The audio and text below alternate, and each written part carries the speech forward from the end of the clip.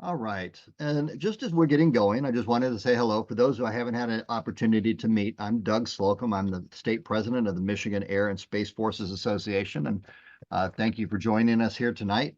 We're going to have a great opportunity in just a minute to listen to the people who, design, build, and are fielding this next generation air mobility platform for our Air Force. Just sent out invitations for next month, the events that are coming up, but we still have next Friday, our meeting down in Ann Arbor, where we're going to have the 110th Wing coming in and talking in person on the 24th of May. And we have the parade on the 26th of May, that next Sunday. If you want to be in a parade and go meet Miss America, who happens to be a second lieutenant in the U.S. Air Force. And then into June 7th, 8th, and 9th, we have the air show. So there's plenty of opportunities to engage, not even including our 3 events that we have in June. Once again, hopefully everybody on the call here has gotten copies of this already, but we're going to be meeting out at Starbase for a lunch on the 14th of June, which is STEM education for elementary school kids. This was the very first Starbase in the country, and then now there's more than 50 around the Department of Defense. So we'll be meeting out there, Mission Barbecue, and listening about how they get kids excited towards STEM careers. On the 20th of June, the next virtual meeting that we have, which is always going to be the third Thursday, we're going to have the Mitchell Institute talking to us about the B-21 Raider bomber and strategic bombing across the United States Air Force. So that's our next virtual meeting that we have. And then at the end of June, we've got Mr. Rocky Rakowski, who's going to talk about the conflict, the war in the Middle East in Ann Arbor on the 28th. So we're getting in a great rhythm at this point with the second Friday in the Sterling Heights area, the third Thursday for our virtual meetings in the evening like this, and then the fourth Friday of every month down in Ann Arbor. So we're growing. We're looking forward to doing more of these, but enough of my yapping on what we're doing. If you have any questions, please feel free to give me a call or an email. But for tonight, we get to hear about our next generation of air mobility and how that's working for the Air Force. We have with us tonight Mr. Sean Martin, Senior Manager of Business Development for the KC-46, and has been doing that since 2007. So a long time. That's after a 25-year career in the United States Air Force, where he was a chief and all sorts of different things in terms of air refueling, and as we always call it, the top 1%. I'm going to keep calling you Sean, but as I always tell everybody, once you reach that rank, you throw your first name away and you become chief for the rest of your life. So, Chief, we're glad to have you. All the background of what you've worked with the different air refueling platforms, the KC-767, the KC-46. I'm excited to have you come talk with us about this next platform of how we're going to successfully pass gas in the future. So on that, Chief, over to you, and thank you for being with us tonight. Great. Well, thank you very much, to the whole team here in Michigan that's allowing me to come in and talk about the KC-46. I know it's been a whirlwind of the last 6 months in Michigan, and lots happened as far as in the air refueling world and the release of the fact that the Air National Guard will be transitioning from the KC-135 to the KC-46. So I thought it'd be a great opportunity for me to come in and talk a little about the platform itself, about the program and the way it's set up, and then about where the Air Force wanted to go with this aircraft and some of the challenges that came along with it. And we'll walk through it. Okay, here we go.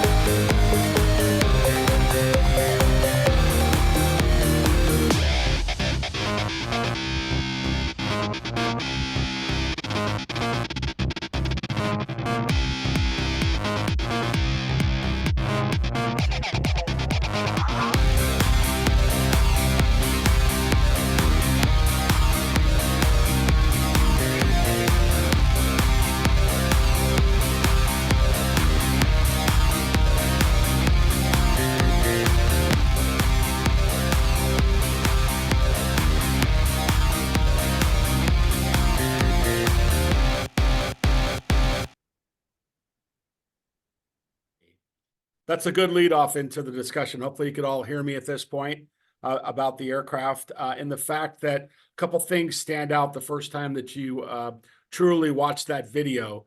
And the first and foremost, for those that understand the KC-135 and the age of the aircraft, the U.S. Air Force has got currently about 380 of those KC-135s left in the fleet that were all built in the late 1950s until about 1963. Those aircraft are very limited in their cargo, in their medevac, and in their connected capability. They're always tankers first. They always can do air refueling.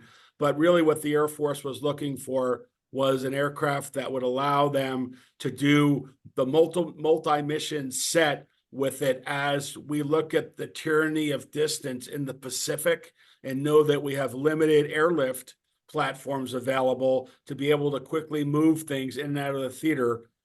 In the deployment phase and the redeployment, they were going to need something that they could use to strategically move cargo quickly, passengers quickly, and air evac quickly. And that was a big part of what drove us towards the KC-46. Yeah, and I wanted to pull this deck from our last discussion that we had with HAC-D in April and do some updates to it. So I think you're going to get exactly what we talk about on the Hill to legislators. And, I thought that was important for this group. So that's why, as we started the discussion of doing this, I thought it'd be great. So why don't we go to the next slide? Okay, I'm going to make you explain your acronyms though. HAC-D, could you tell people what that is? So HAC-D is the House Armed Services Committee, and that's the Democrat side of the House. And there's a HAC-D and a HAC-R. So there's multiple different parts of it. And a lot of times we're asked to come to the Hill from a GovOps perspective and discuss the program and how it's doing, as well as the Air Force is asked multiple times a year to come and update their programs to give them, I think, a better total picture of the program versus just hearing it from the OEM or hearing it from the Air Force teammates or my customer. There we go. Okay. This is a great slide that tells the story. And for those that have been around a little while, I like to say that I've got some time wearing the blue uniform and the fact that it's been almost 40 years and I'm still working in the industry. But I know we've got folks on the phone that have probably been around a lot longer than myself. It's important to understand that, when Boeing took on this program, we didn't take it on lightly in the fact that we have been building tankers for many, many years. If you look all the way back on the left-hand side of that slide, there's folks that actually have done the research and proven the fact that the question mark itself, when it flew its first air refueling, was probably built by a Bill Boeing team on a contract to the United States government. And then throughout the KC-97 programs, the KB-29, the KC-135A model program, the KC-10, and then our other international tankers that we've built, as well as the KC-135 R model re-engining, we've had a significant amount of time building air refueling tankers. And what's very important in air refueling tankers is the ability to have a stable and well-designed air refueling system. So we'll talk a little more about that. Let's go to the next slide.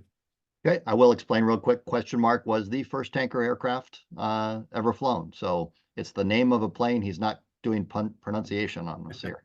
It's all right. Thank you. Keep me straight on it. So if you look there, you're seeing our current production flow of this airplane. It's an interesting slide because I like to start out and just say, for all those that don't know, the KC-46 is built here in Everett, Washington, in our Boeing wide body facility where we build our 777 aircraft, and we have just finished building our 747 platform here, and we have actually just added a narrow body line for our 737 program that will eventually stand up also here in Everett. The KC-46, though, is not just pieced parts and everything else from Washington State. If we go to the next slide, you get an idea of just how many folks are involved in bringing parts and pieces to support the build of the KC-46 throughout the United States. As you notice there's 670 suppliers, 37,000 jobs in the United States, and a significant impact to the financial position of both the United States of America and the states that are all out there supplying and operating aircraft in there. If you notice, my slide doesn't have Selfridge on there because the Air Force hadn't clearly defined it yet in the visit to SAC-D. That's why, or HAC-D. That's why it's not on there. But those other indicators show where the bases are in gold there. So we're pretty proud of the fact that the preponderance of the aircraft is built by American workers in America, doing a great job every day. Next slide. You got 49 of the 50 states. Wyoming's going to have a hurt feelings report on you. Yes, very true. Okay, the KC-46 program of record, now that we've kind of talked about, where it's built and how many states do it, the next part of the discussion becomes, what is this KC-46 program? And what is the program of record? And it's important to understand this as you read the news and you follow the KC-46 and its development. One has to understand that it was part of the KC-X, KC-Y, and KC-Z program for the U.S. Air Force, where they would recapitalize their entire KC-135 fleet. This buy was for 179 combat-ready jets on a firm fixed price development and production program with Boeing. The contract was awarded, as you see there, in 2011. And we've been building the aircraft since then. We had a small maintenance and training support contract, but the Air Force chose to compete the other parts of this program competitively. And Flight Safety Systems, for example, does the training system for the flight crew, while Boeing trains the maintainers. And then any of the support for the aircraft is done organically in the way the Air Force has always done it, through the Defense Logistics Agency, DLA, for parts management and spares. And all of that's had to come online during this idea of bringing this totally new commercial derivative 179 aircraft program online. The Air Force is contracted now for 79% of the aircraft. And when I say they're contracted for those aircraft are built in lots of 17 aircraft per year in the factory here. So every year the Air Force goes back and reallocates funds to buy the next lot of the build. We are in lot 10 and we will build through lot 13 for USAF, those 15 aircraft a year. 2 of those aircraft out of the 17 are built for FMS, or foreign military sales customers, that are all wanting to acquire and join this large tanker fleet throughout the world. So any questions on that, on the program itself? Okay, let's go to the next slide. The KC-46 had really clear requirements, and the clear requirements are there that we call those KPPs, key performance parameters for the aircraft. And it gives you an idea that this wasn't going to be your standard KC-135 replacement. It really was out there to try to develop this next level tanker that can operate closer to the forward edge of the battle area and provide gas closer to the fight, as well as be a relay station for generation 5 and 6 fighters to relay data back and forth while they're there doing air refueling. So all of those items drove additional capabilities into the aircraft, as well as the aircraft's ability to continue to support the other missions that those that were in the Air Force during the Cold War knew that tankers had a very key role in supporting bombers to do the missions that they had during the Cold War, as well as get in and operate throughout the world and do air refueling operations for small contingency operations that drove the survivability, drove the chemical biological protection for the aircraft, and as well as that, just the overall safe and effective operation of the aircraft, all while desiring to maintain the same footprint of a KC-135 to reduce costs for infrastructure at all the bases. Next slide. And that's how we wound up with the KC-46A and the right-sized tanker for the mission. I've kind of talked about, many of the items that are part of the basic capabilities of the aircraft, but the three big takeaways are right there on top of the slide. First, it's got to be self-protected to allow the air crews to operate worldwide safely and effectively. So we've got the armament of the flight deck, we've got EMP hardening, and all of the other items that go along with that. We knew that it had to be able to defend itself and operate in an environment when it's in the air, or on approaches and arrivals. So the aircraft, was designed with large aircraft IR countermeasure systems on board, covert lighting. And what that means is that the tanker, when it's on the ground or in the air, can't be seen outside of 300 feet to the naked eye. So you can see it with NVGs, but it allows for the air crew to taxi, take off, land, offload, unload patients and cargo, and then take off again anywhere in the world without any visible lighting on the aircraft to be able to do that. It's got capabilities to be able to sense the threat.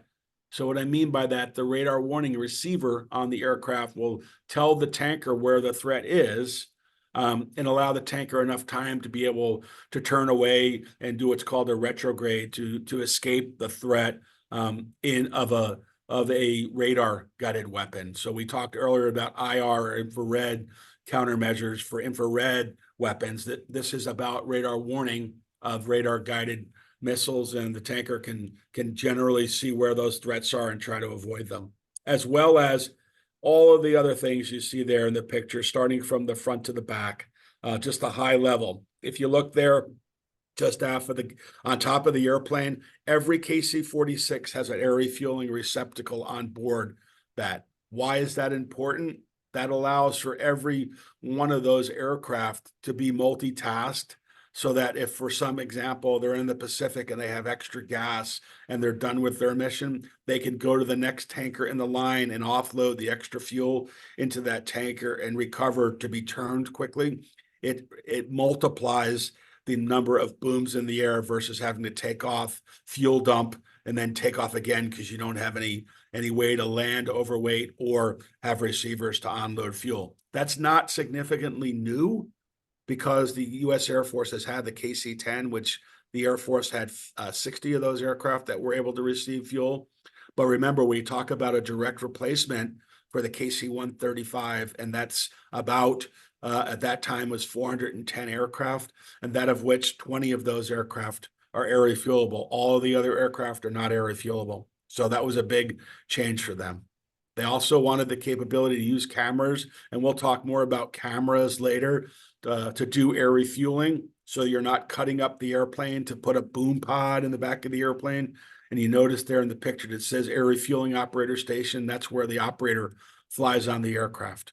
I've touched on the multi-role capability. You see cargo there, you see passengers, you see medevac on board the aircraft, as well as on the wingtips. You'll see those wingtip air refueling pods to be able to refuel Navy probe and drogue aircraft, and then the big boom on the back of the airplane to refuel U.S. Air Force variants.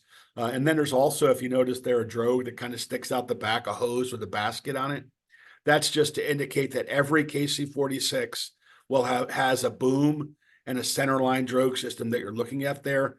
The U.S. Air Force only bought 20 sets of wing pods to do naval air refueling. So those pods can go on any of the 179 aircraft, but every aircraft on any mission that they fly can do drogue for the Navy or boom air refueling. So again, a game changer for the Air Force, where they used to have to launch separate tankers to refuel the Navy versus refueling the Air Force, because their systems for air refueling are different.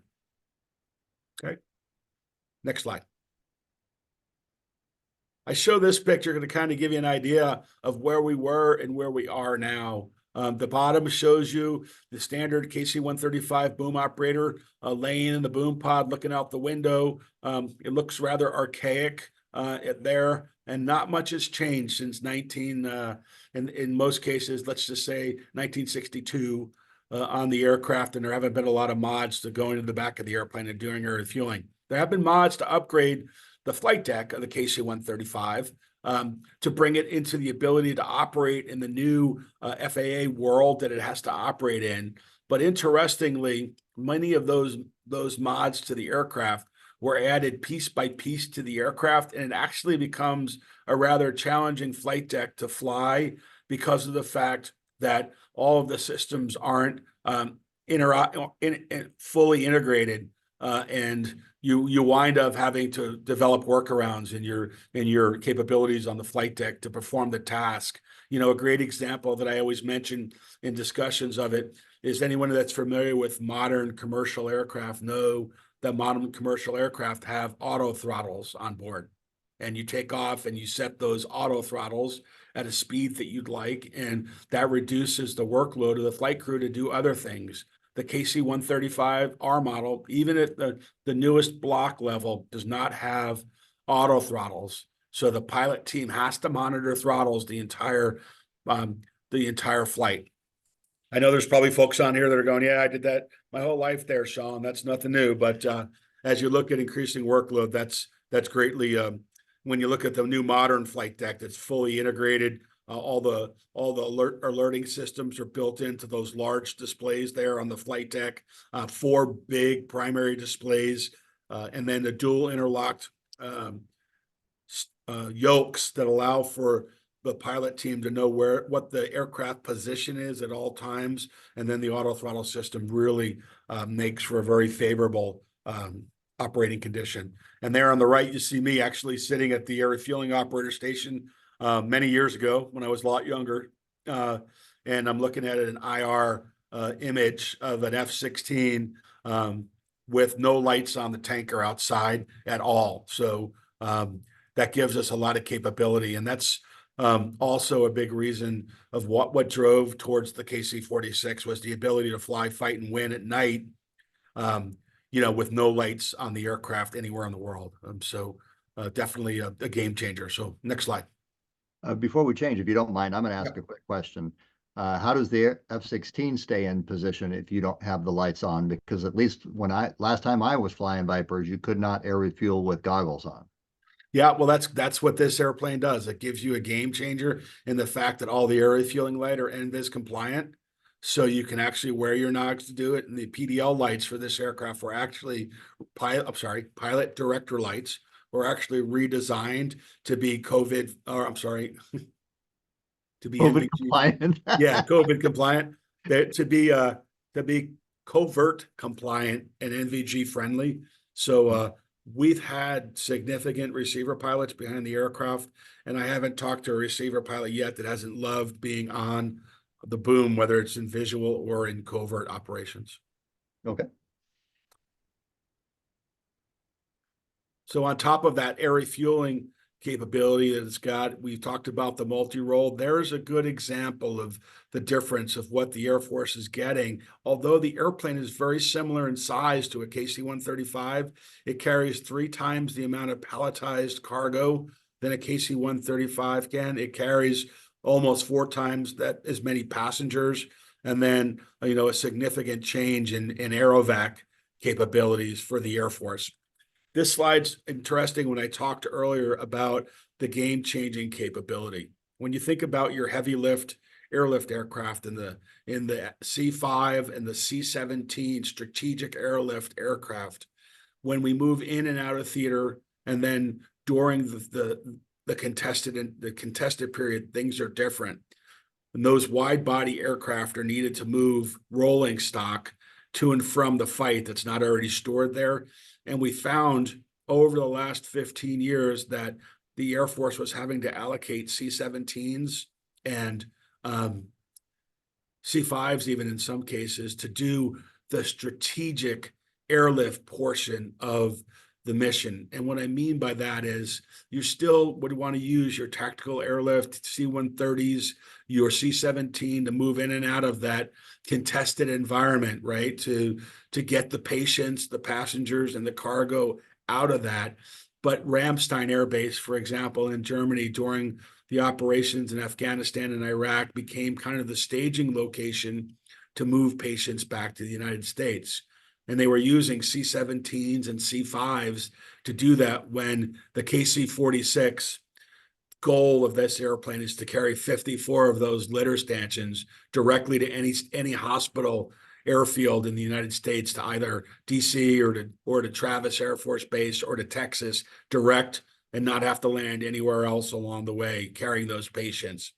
So it is an Aerovac game changer from that. And as we look to operate in the Pacific Rim region, there's definitely going to be a need to move patients longer distances. And that's where this KC-46, with its air refueling capability and its long legs of about 215,000 pounds of fuel on board, will allow the Air Force to operate differently in that large oceanic atmosphere with fewer bases. So next slide. The good part of it is we reconfigure that airplane in about 2 hours. It takes the flight crew. The boom operator is the load master on the aircraft, and they can relocate from a fully cargo aircraft on the left to the Aerovac configured aircraft in 2 hours to do that. So that really allows for it. And the KC-46 can carry the advanced litter, I would say connex or container on the aircraft in one of the pallet positions, and then load up all 54 litter stations on the aircraft in that 2 hour period. As well as it can carry passengers. As you notice there, the seats come on and off the aircraft, but it'll also have the next capability of KC-46 will have sidewall seats, very similar to those that have been around a little while on legacy aircraft. That'll run throughout the cargo compartment and allow for passengers to ride in those red seats or blue seats on the side of the airplane. So a lot of capability, but it never forgets that the primary mission when it comes to fighting and refueling, being a tanker is the primary mission for the aircraft. So you move in, you move out using the tanker, but once you need the tankers in theater, they stop the cargo portion of it and they start to do air refueling, as well as move fighters to and from or heavies to and from the fight. Okay, next slide. All right, that's all about the airplane.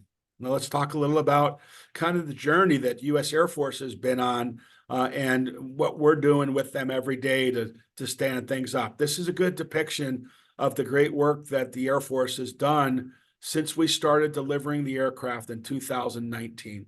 We were about 4 years late delivering the first aircraft to the U.S. Air Force. And a big part of that was during the development program, bringing all of those new capabilities online and following the U.S. Air Force and FAA required certification requirements for the aircraft, and oftentimes made it the most rigorously tested airplane in the world. And that's a good thing, because the airplane itself is safer and more effective in a lot of ways than legacy tankers, hands down, to do that.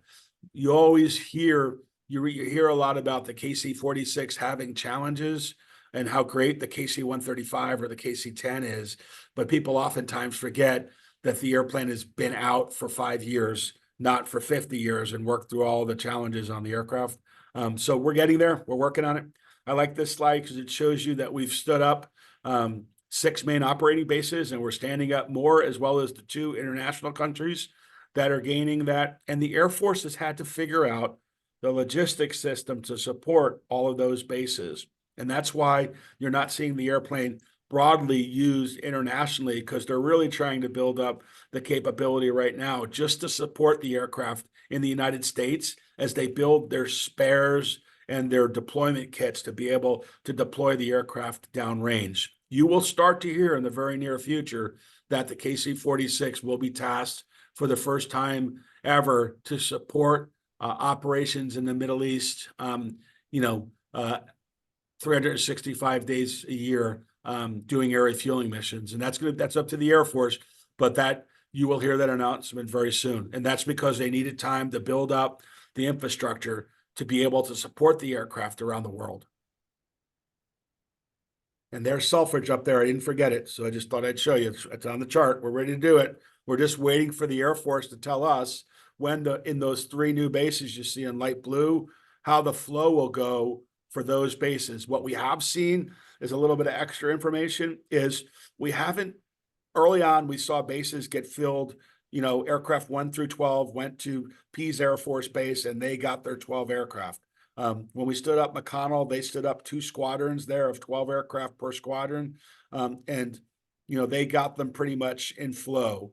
But what we've seen since then has been, as they try to build out more bases, they're not waiting for one base to be fully stocked before they make decisions to start delivering an aircraft to another new base sooner. And an example of that would be McGuire Air Force Base and then Travis Air Force Base, and they've kind of split the deliveries based upon that need. So there is a chance. Again, I don't. Boeing doesn't assign where the aircraft go and when they get their aircraft, but there definitely, I believe, will be a plan that will probably stand up those bases. I don't think they're going to be standalone. I think they're going to share the buildup with at least 2 of the bases, rather than wait one serially and build up one base at a time. Any questions on that? Okay, next slide. They're very busy in the Air Force. That's on the left. It shows you all the different airplanes that have been tested and certified to be refueled by the U.S. Air Force. Again, if you read the news has made it sound like the airplane doesn't work. It can't do the mission. It can't fly operations. But the pictures on the left show you all of the aircraft that have completed air refueling certification with the remote vision system that's on the airplane today and is deployable worldwide as it stands. On the right, on the bottom, it shows you how many sorties and how much gas the airplane has offloaded to date in 5 years around the world. So the airplane's very capable, and by the time it gets to Selfridge, it'll be even more capable and have more capabilities on the aircraft than what the crews are flying with today, and logistics or the maintenance folks are doing every day, or fixing every day. Next slide. 2 quick inputs, and anybody who's kind of doing inventory of the aircraft there, one that's glaringly missing for those that are Michigan military aviation aficionados is the A-10. Yeah, it's kind of an interesting discussion. It is missing from the aircraft that have been receiver certified. Now, I would characterize to you, if we have any former A-10 pilots, that there was some concern on the A-10s and the KC-46's ability as a pair to air refuel at a fully loaded A-10 at 22,000 feet at 220 knots and be able to stay on the air refueling boom and push the boom in.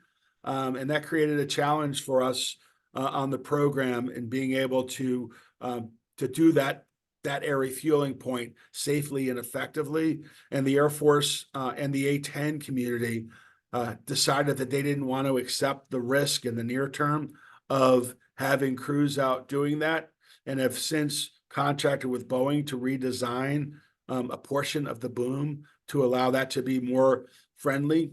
I can tell you the Air Force has funded the development of the telescope actuator that's a part of the boom that'll make it easier for them, but it has not been fully funded, nor plans to retrofit the fleet been laid out yet to support the A-10.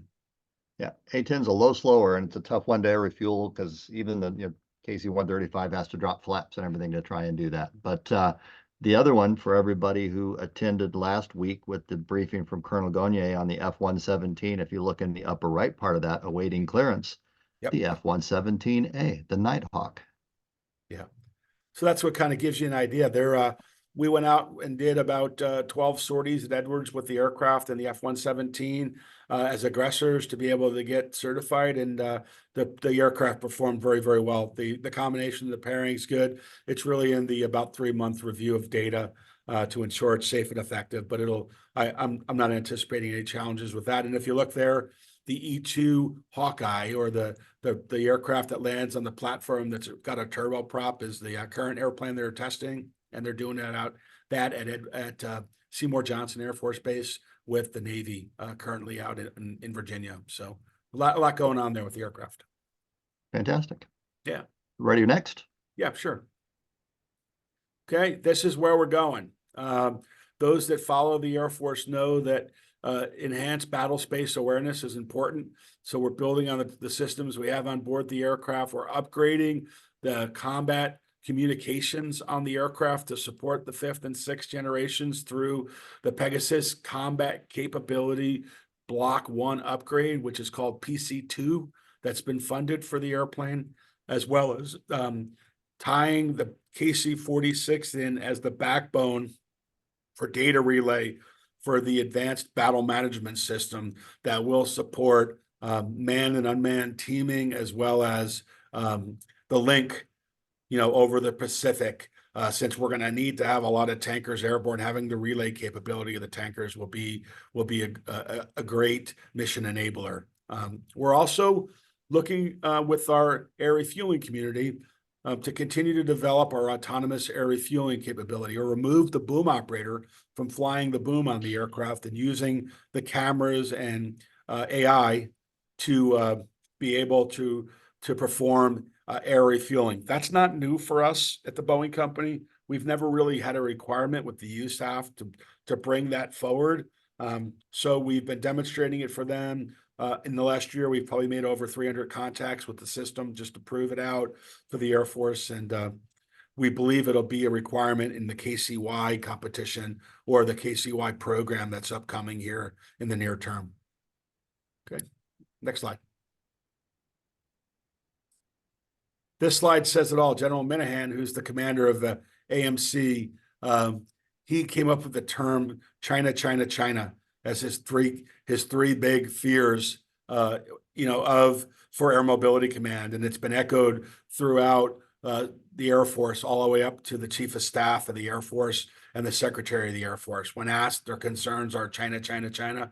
And he truly believes that the KC-46 is integral in being able to meet that threat that's out in the Pacific, and is pushing every day to add more and more capability and more KC-46s into the fleet. So we've talked a lot about the KC-46 and its capabilities. To watch the video, I'll open it up for questions to the team if you have any at this point. Yeah, I'm an old Air Force guy from Southeast Asia. I see the C-130 going by the wayside with the capabilities of KC-46. C-130 is still flying in the Air Force, but I don't see any use for the C-130 down the road. Do you agree? I think Sean's opinion is there's a huge use for the C-130. The Air Force continues to fund the C-130J program and sees that as its key tactical airlifter for inter-theater movements and operations. One thing to keep in mind when everybody talks about, even when I talk about KC-46, the C-130 tactically just allows you so much capability to land on unimproved surfaces, onload and offload through the ramp onto the aircraft, no loader required. So I don't think, everything I read says the C-130's life is long and it's not going anywhere at this point. It's just changing from the legacy platforms to the more turboprop-driven C-130J model at this point. Yeah, there's not another tactical, if you think about it, there's not another tactical airlifter that can do that inter-theater movement out there today. I mean, the C-17 is a great aircraft, but you only have so many of them. Hey, Sean, I know you mentioned it. I didn't write it down, though. How many have KC-46s have been funded? Yes. So we're through 153 right now. So 70, I think it was 79% of the 188 that we're projecting. It's 179 in the contract, but the Air Force has an option to go to 188 if they want. And we've built about 52% of them at this point in some manner, shape, or form and delivered them. So not another 4 lots are left, or 3 or 4 lots. Lot 11 through 13 are the lots that are left. So if you do that math, you can get an idea of how many aircraft are left to be built and funded. All right, if anybody else isn't, I'm going to go ahead and ask a question then. We have companies now that are doing contracted air refueling for our military. Are any of them looking at a 767 based platform for doing that, or is it all the KC-135 type platforms?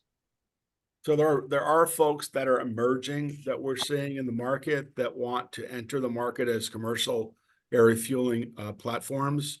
The challenge to that has the companies that you're seeing that are doing commercial air refueling are actually doing the commercial air refueling in the preponderance of work for the Navy. The U.S. Air Force has been so heavily tasked that they've had a really hard time meeting the Navy training requirements. And as a result of that, they're using the KC-135, the company named Matria is flying KC-135s and supporting that program, as well as Omega, who flies other 707 tankers, DC-10 tankers. The challenge of the 767, believe it or not, is the airplane is such a well-loved airplane commercially that by the time most of them can be converted to become, an air refueling platform, they're well past their life expectancy. They're at the 50,000 hour point, and it's not cost effective to do that. But I would say to you, there will be a desire to support operations in the Pacific. You will see numerous other companies talk about providing commercial air refueling to the Air Force. The Air Force is really never fully engaged on that. They're just dipping their toe in the water on that right now. Okay, I'll take it. I guess starting a little bit more with a comment, just you had touched on, the networking capability, the information sharing capabilities of the plane. And I guess I just wanted to foot stomp to everybody that is such a big part of the difference between the KC-135 and then the KC-46. 135 really, it air refuels and that's about it. And it doesn't contribute to or gain information from all of the different sources that we have out there. And that's going to be significantly different with the KC-46 and the systems. It's going to give great situational awareness. Sean had mentioned the term retrograde. That means turn around and run the other way from bad things. So the tanker, the KC-135s had to have somebody else tell them, hey, somebody's coming at you, you better turn around. Well, now, the awareness is just going to be a whole lot better from the KC-46 side of things. So leading that, so this program of record, as it expires, we're into, I believe it's what used to be called KCZ, correct? Actually, KCY is what KCY. what we'll call the bridge tanker. KCZ will be the final, or the last round of tankers, which will be a tanker we're hearing that'll be something that operates in the contested environment. So something there you go. Low and that's where I'm profile. leading with this question is, Yeah. Does Boeing have a concept, an idea of competing in that? I don't know where we stand on putting out it as a requirement for the Air Force for the future. But one of the big things is, of course, these tankers can be seen by radars from a long way away. So in the future, just like we have the quote unquote stealth, let's call it low observable types of platforms with the B-21, the B-2, the F-22, et cetera, we're looking at having to do that with the airlift/air mobility platforms now so that we can air refuel in a contested environment in a low profile, low observable type of system. So my question to Sean is about what type of, are there prototypes, are there drawings on the board, anything other than, of course, Boeing's going to be throwing their name in the hat to try and get that contract for the next tanker to follow the KC-46. Any comments? Yeah, good question. Actually, I can give you a broad answer on it, and the easy answer is, of course, we would want to compete for that.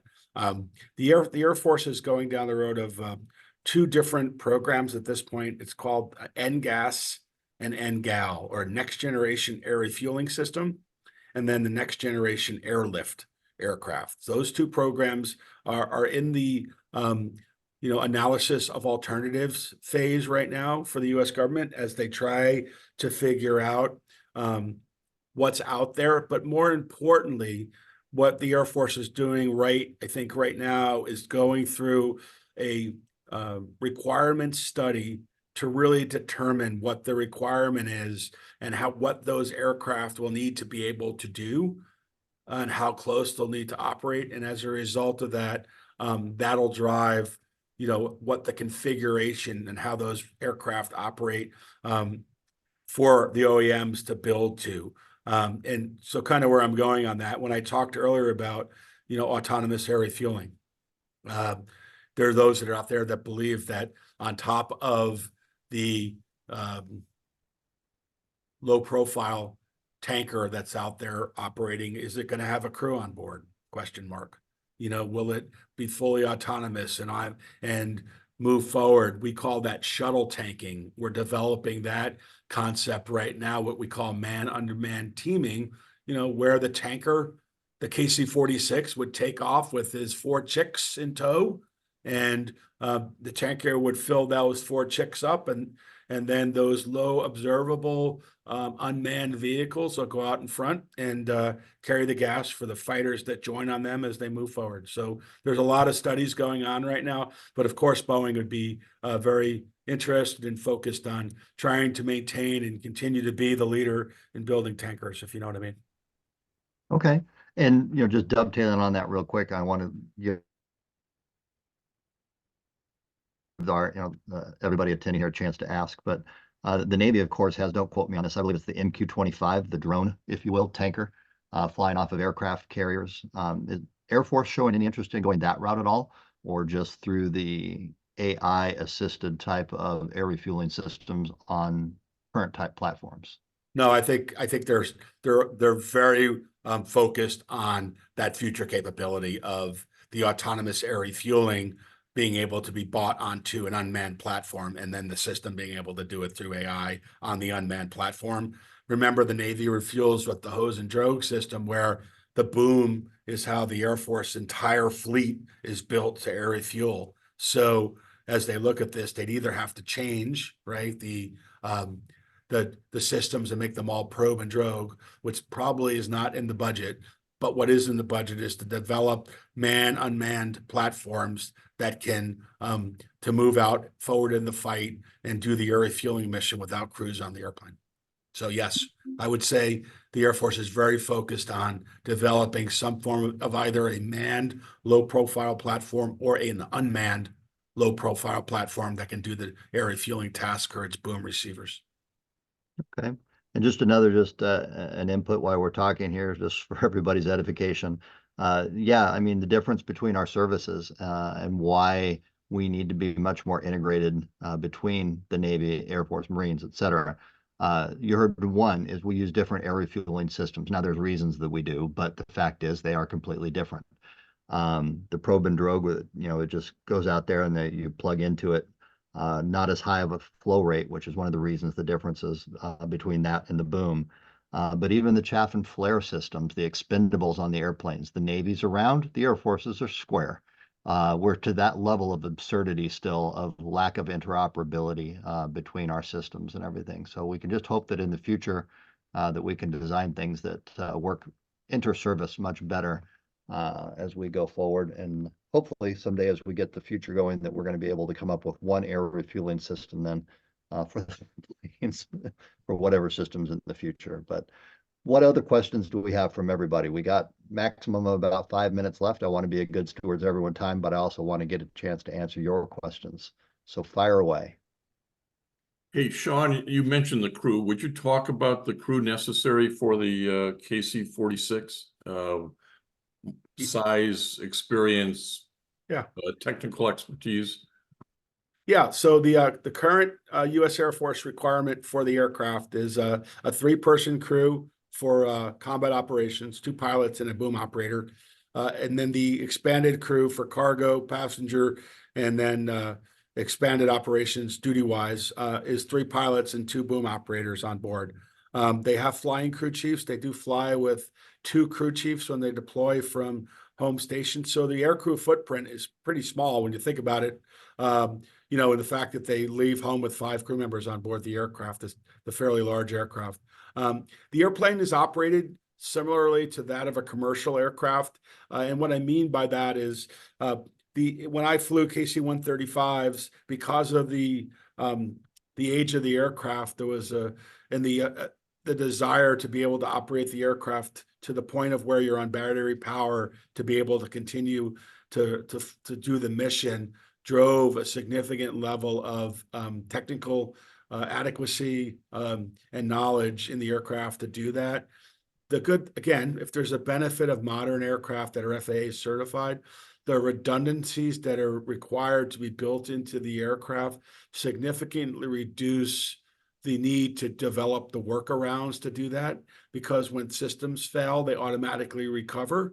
And that reduces the workload significantly on the crew. They still have to be technically capable. There's no takeaway from that. But the airplane itself definitely reduces the training time that's needed to keep the crews current and qualified. For example, for the flight crew and the boom operators, the KC-135 have a night requirement where they have to go out and fly a certain number of night missions, make night contacts, and do night air refuelings.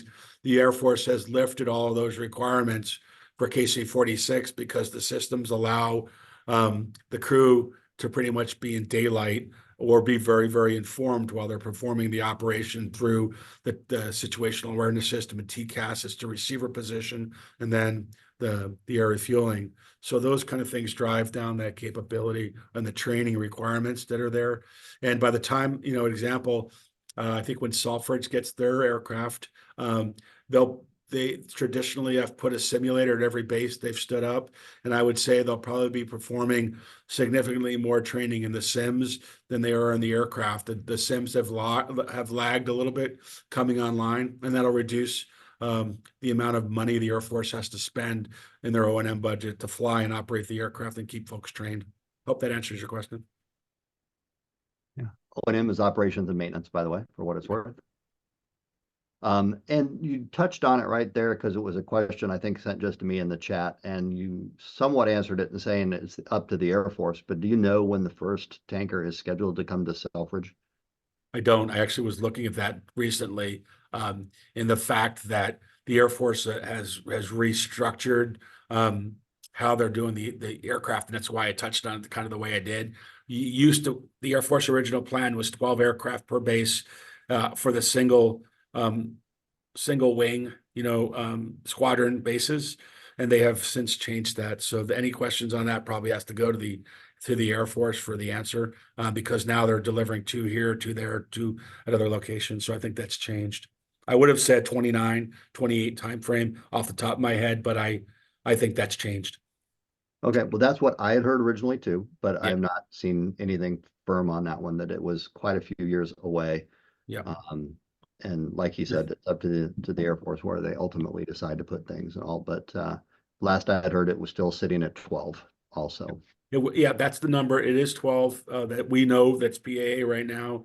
And I would say to you, Odie, every base I talked to, when they started the discussion, they said it seems so far away, and all of them said that now have airplanes said, I wish we would have started sooner. So it's kind of an interesting struggle, right? As you continue to want to keep the flag up and operate your unit and be deployable and support the mission for the Guard, both federally and state-wise.